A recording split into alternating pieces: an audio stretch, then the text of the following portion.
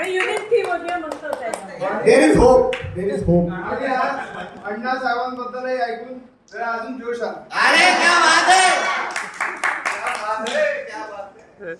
अजून 65 नाही झाला तो. हा श्रेयसी. अरे चान्स फिर. श्रेयसी. श्रेयस, श्रेयस बर बाबा.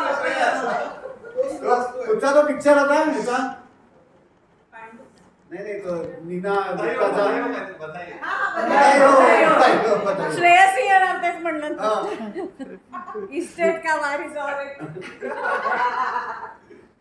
ओके, मी आता स्टोरी सांगतो जी मला बाबांनी सांगितलेली आहे.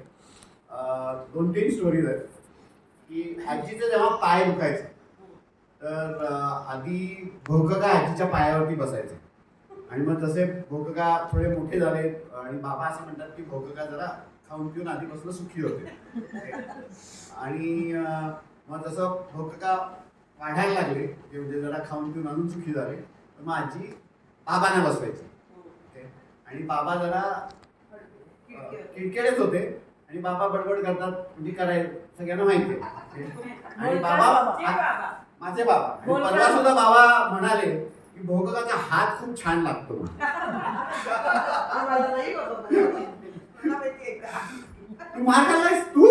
तू हे नवीनच काय आता? मला आठवतंय. दिस इज न्यू एकदम. म्हणजे एवढी बदमाश हो. होती, एक तडाखा खाली बदमाश असं नाही. आम्ही नाही बाबा कधी. तर बाबा आणि आजी बाबा आणि भोककांना दळण आणायला पाठवायचे.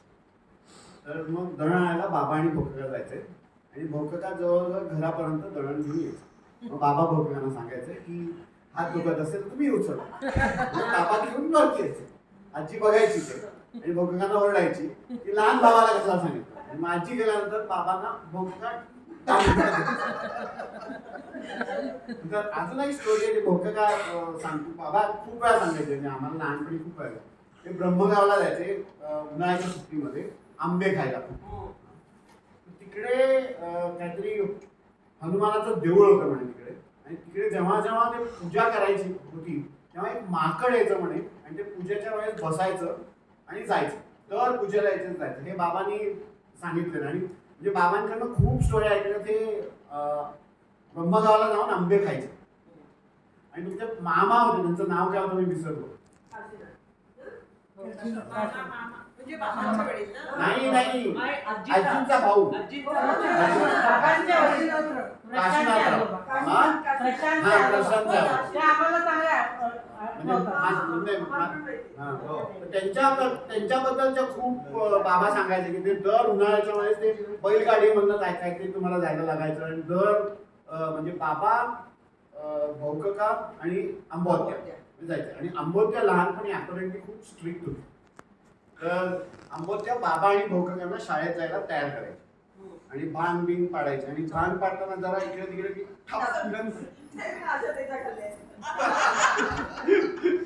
आंबत्याला खूप बाबा आणि भोककांनी अॅपरंटली मार खाल्ले लहानपणी. चला नेक्स्ट प्रोग्राम.